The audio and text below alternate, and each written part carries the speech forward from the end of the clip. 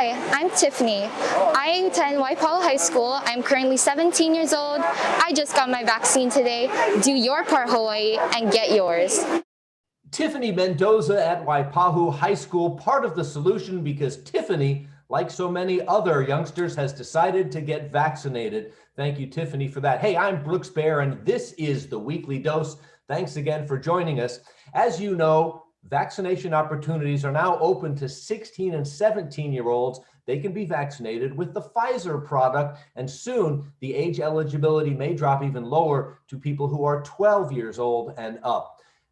Because teens are now eligible to be vaccinated, we thought it would be fun to assemble a small group of teens and ask them about their decision making when it came to deciding whether or not they want to get vaccinated. So let me introduce a couple people from around the state today who are going to share their thoughts on why they got vaccinated and how this whole pandemic experience has been for them over the past year. Let me introduce first for you a 17-year-old high school on Oahu. Her name is Mackenzie Wasilewski. Mackenzie, thanks for joining us. Hi, thanks for having me. All right, good deal. We also have from the island of Kauai, another 17-year-old, a junior at high school, and it is Christian Carrington. Christian, welcome. Hi, thank you.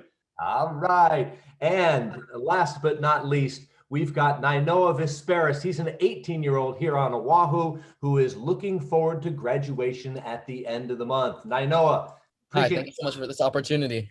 Yeah, great to have all you guys here. So, and Nainoa, while I've got you up on the screen, let me ask you, what's your vaccination status? Have you been vaccinated? 1 shot, 2 shots? Yep, so I am double dosed with Pfizer already. It's awesome. It's awesome. All right, well, I want to get back to you and hear about awesome and why. Mackenzie, have you had your shots yet? I have my first dose of Pfizer, and my second dose is next weekend. I bet you are looking forward to that. And Christian, how's your status? Yeah, so I've had both shots of Pfizer as well, and it's been 2 weeks after the second dose, so I'm all set. You are fully protected, my man. All right, good deal. I like the decision. Okay, Christian, I've got you up and we're talking to you. Why'd you do it? What was the thought process? What was your motivation? So right now I'm going to a face-to-face school, so it's always safe to be protected against other people. I also like to travel, and it would be nice to be able to travel during the summer and know that I'm more safe in being vaccinated. And really, travel is one of the motivations that people have because very soon we're going to be opening up inter-island travel. As long as you've been fully vaccinated, you'll be able to upload your vaccination card and you won't have to do any of that testing. And we expect that sometime this summer, those opportunities will be extended to travelers from the mainland. So very interesting. Mackenzie, how about you? What was your motivation? Yeah, so I'm actually still doing online school, and I would really like to get back to being in person to see my friends all the time. And I'm also in theater and sports, and I'd like to get back to doing that. I really miss it.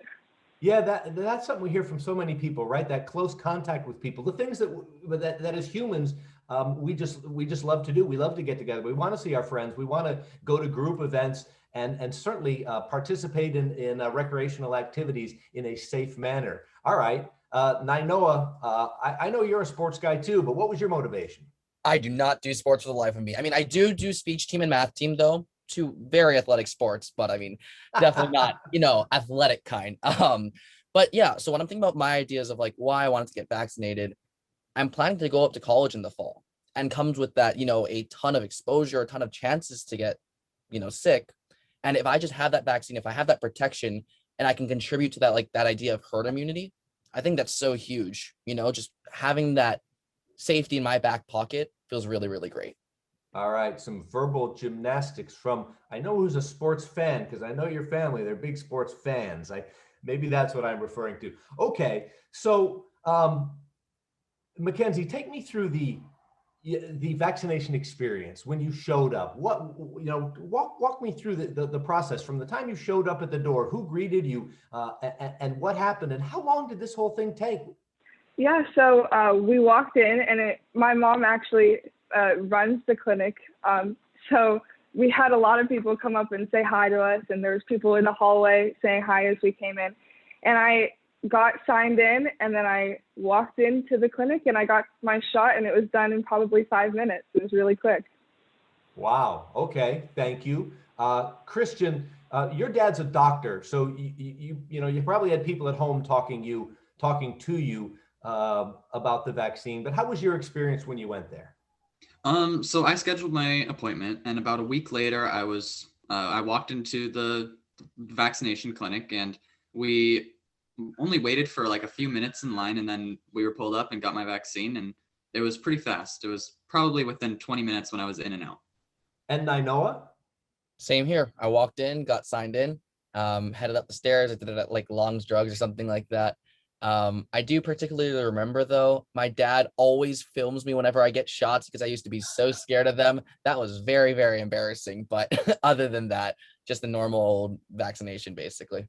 So wait, out of the three of you, it was quick, it was easy, and really the worst thing is like dad taking a picture of you. That's like the worst experience anybody had? That was the most painful part of the vaccine for sure. Well, okay, well you bring up painful, right? Because some people are opting to get the Johnson & Johnson shot, not available to 16 and 17-year-olds yet, only to 18 and above. But I've talked to a lot of people going into vaccination clinics who say they did it because they don't like needles. And so let me ask you about the actual moment. What was there any pain when that thing goes in your arm, or is that nothing? I mean, for me personally, I've always been afraid of needles too, honestly. Like I used to cry in kindergarten and stuff like that, like bawl my eyes out.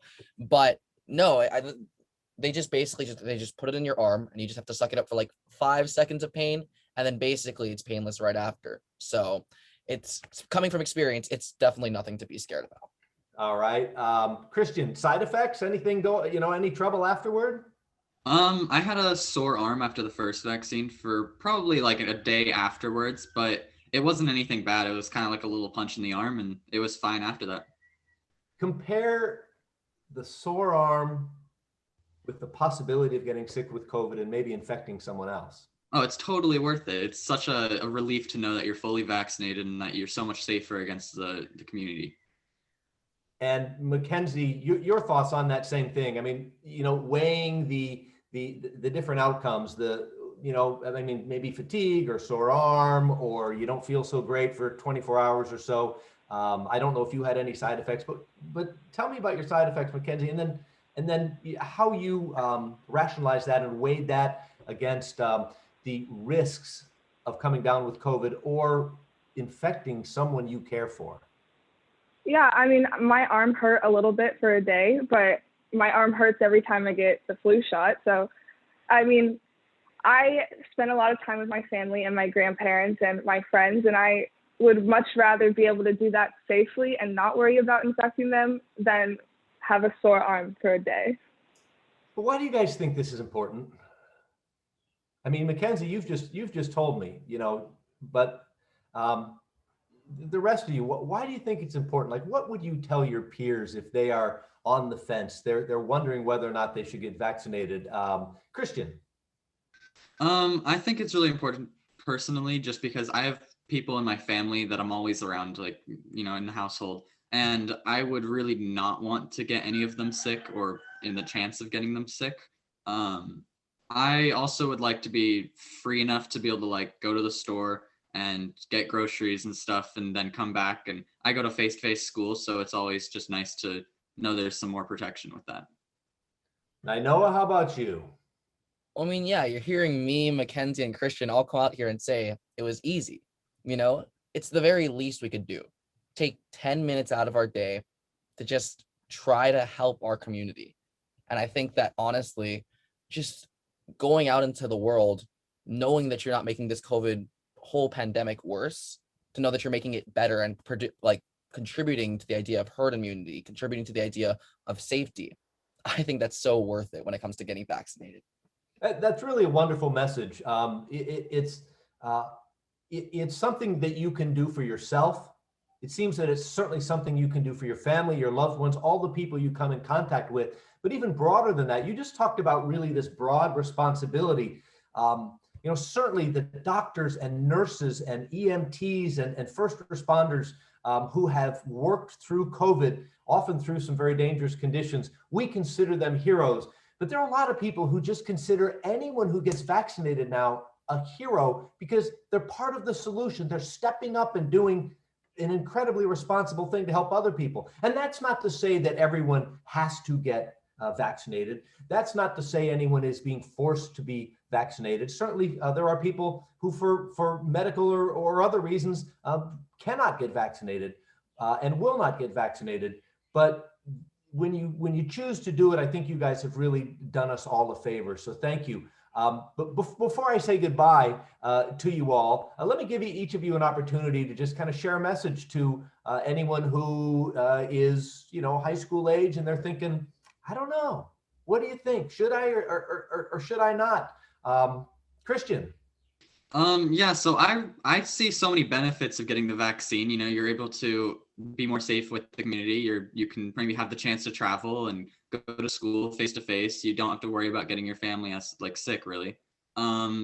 It's not really a big thing. You don't get sick, or I didn't get sick. It's 10 minutes out of your day, and it's just helping the community, not spreading the vaccine, not spreading the COVID.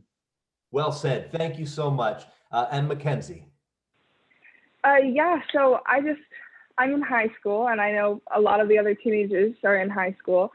And I want to say, what about the things we used to do? We used to gather together as a school to have assemblies, and we used to have school dances and school picnics and school camps. And I kind of want to get back to that, and I'm sure a lot of other people want to get back to that. So think about being able to gather as a group again and being safe. Well said. Thank you so much. Now, I know a parting shot from you. Yeah. So when I think about it all, as Brooks perfectly mentioned, it goes beyond us. It's about the nurses, about the first line workers. It's about our families. It's about our community. And when I think about getting vaccinated, we think we are so grateful to our communities for all that they do for us. This is kind of the least we can do to repay them back. When I think of our responsibility to get this COVID thing done with, that's the least we can do. And hopefully you can get vaccinated too. Wow, you guys are fabulous. I'm inspired. I'm gonna charge into this new day with some new enthusiasm. Thanks to you guys. I really appreciate it. The stars of today and the leaders of tomorrow. Mackenzie, Christian, and Nainoa, thanks so much for your time. We really appreciate it. And we hope that you continue to talk to your friends and be open and honest about the vaccine going forward. You're all wonderful. We thank you very much. Thank you so much, Brooks. We appreciate it. Thank you. Thank you. And that, folks, is really a new perspective that we haven't heard before here on the Weekly Dose, and glad to have those people on. I think we're going to do this again in the future with another kind of roundtable of speakers. They give us a different perspective, a fresh perspective, and it's really nice to hear. And wow, what an impressive group, huh? Hey, thanks everyone for watching the Weekly Dose. I'm Brooks Bear. We'll have another episode for you here very shortly. Until then, be safe, mask up.